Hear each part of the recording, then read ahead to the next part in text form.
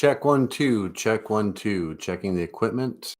Not expecting anybody to see this. But if they do, I just want to say hello, everyone. Boozhoo, Boozhoo ni Anishinaabe Duke. Welcome back to the show. My name is Michael Lyons, and I'm checking out some equipment here.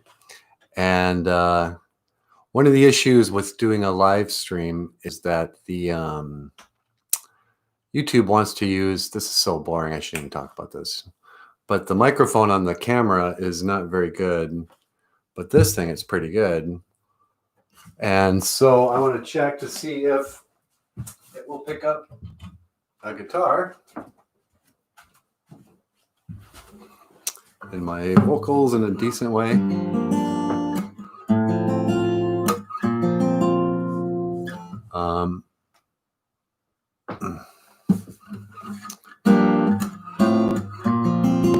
So this is me just checking the stuff. One of the nice things about not having many viewers is that it's not much of a hassle.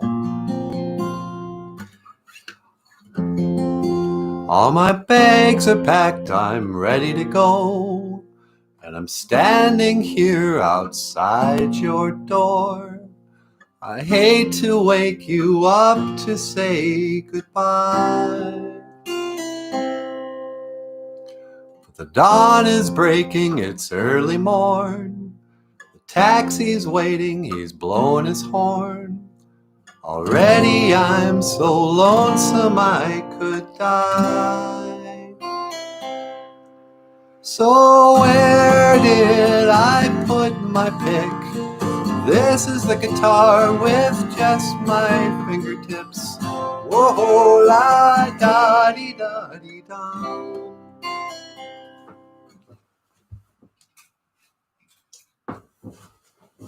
And so, yeah, if you're new to the show, my name is Michael Lyons. I'm the creator of a podcast that teaches Ojibwe language and culture.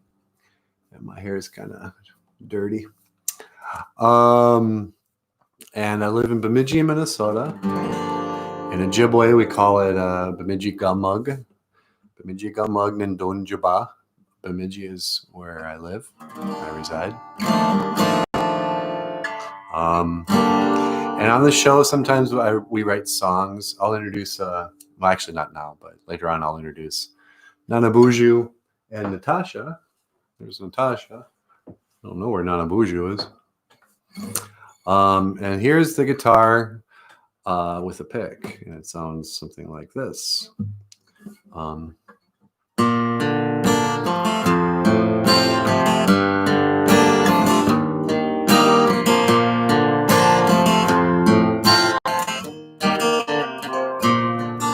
When I find myself in times of trouble, Mother Mary comes to me, speaking words of wisdom, let it be.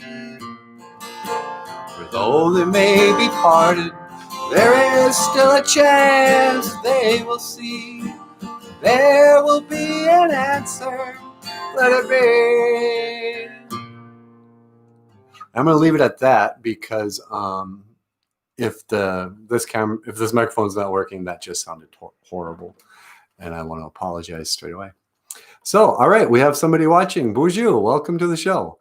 And today I'm just going to talk a little bit about the show and a little bit about Ojibwe language and history. And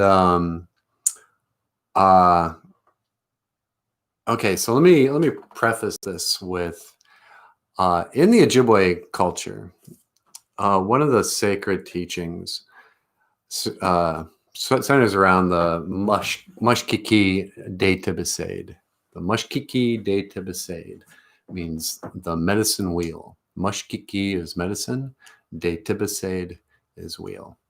And the medicine wheel, if you've seen it before, is sectioned off into 4 sections. And those 4 sections can mean anything from the 4 directions, the 4 different types of people, the 4 stages in life. There's so many 4s in existence.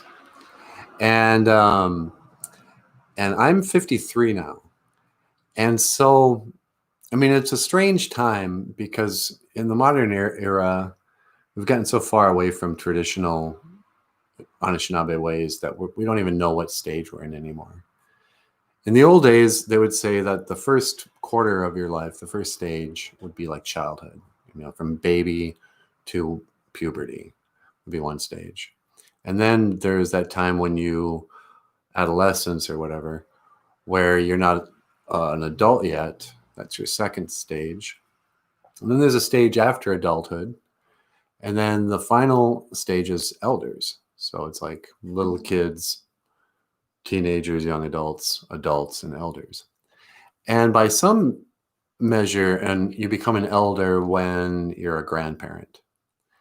But then there are a number of people who become grandparents in their 30s, and they're definitely not elders. Well, I'm 53 now, and so I don't know if that, but I'm not a grandparent. So I don't know if that qualifies me as an elder or not. But I've noticed since turning 50, in the last 3 years, that I've become more comfortable speaking, sort of like an elder, giving advice, telling my opinion about stuff, questioning the authorities with a little more, I care less about. I'm less shy. I could be wrong about these things.